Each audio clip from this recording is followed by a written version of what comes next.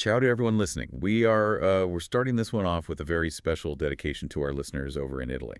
Yeah, a real tribute to the nation. Exactly. A Okay. tribute to your history and the incredible culture you guys have built.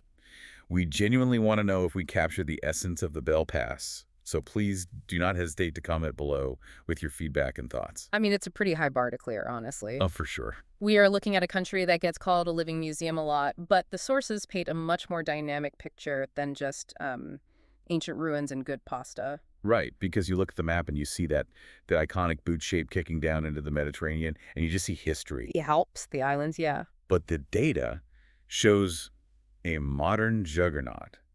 We are talking about the world's 8th largest economy here. And it isn't just powered by tourists buying fridge magnets either.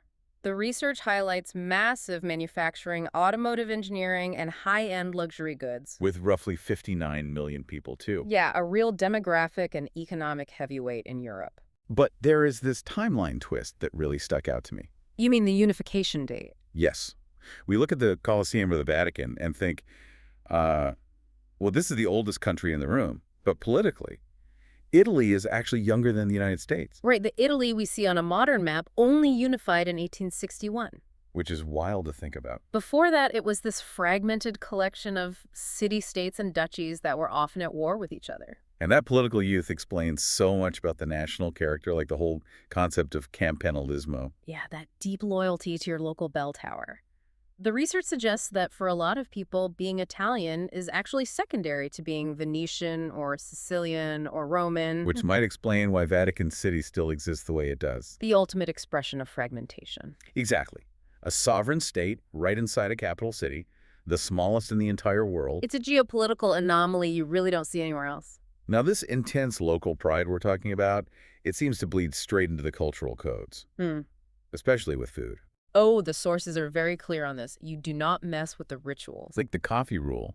I always thought it was just culinary snobbery that you can't order a cappuccino after 11 a.m. No, it is actually biological. Italians generally view milk as a meal in itself, so putting heavy milk on top of a full lunch is seen as a digestive disaster. So it's about digestion, not just etiquette. Precisely. And then there is the passeggiata. To an outsider, it just looks like people walking around town squares. Right. But you aren't out there power walking in spandex. No, it is social theater. An evening ritual to see and be seen. Reinforcing that community bond we mentioned earlier. Exactly. And obviously that bond gets cemented by flavor. The materials emphasize that Italian food is a bit of a misnomer since it is also fiercely regional. But you do have the heavy hitters like Pizza Napoletana. It isn't just pizza. The specific method from Naples actually has UNESCO heritage status. Protected art, basically. Same with gelato. It is distinct from standard ice cream because it has less air whipped into it, making it much denser and richer.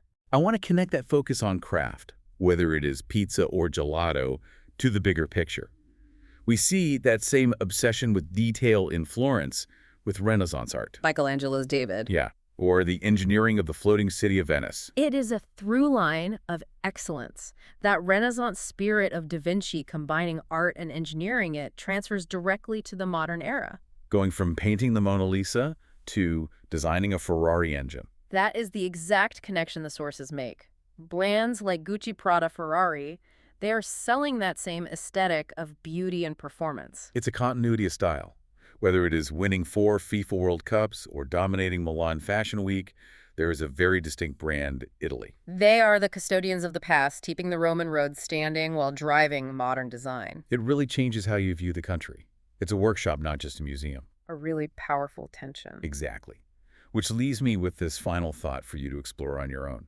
If a nation is politically young but culturally ancient, does that create an energy that is constantly trying to prove itself? It definitely feels like that tension drives the excellence we see today. For sure. Thanks for diving into this with us. And again, to our Italian friends, let us know in the comments what we missed. Catch you on the next deep dive.